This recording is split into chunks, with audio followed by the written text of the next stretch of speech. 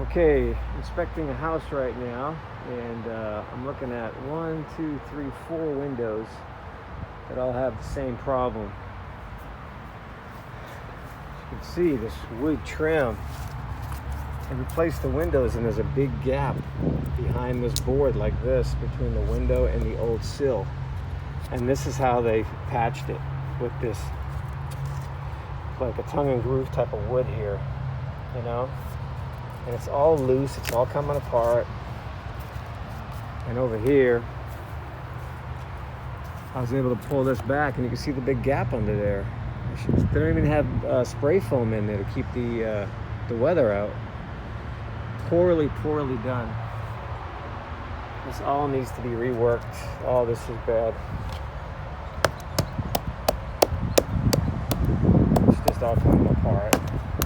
The old window sills right here. New double glazed windows, but poorly installed. Same problem here with that one. Same problem here with this one. All loose, coming apart, and not properly sealed. Buying a home, call theauthority.com. We'll come check it out for you and let you know what you got and what you're buying.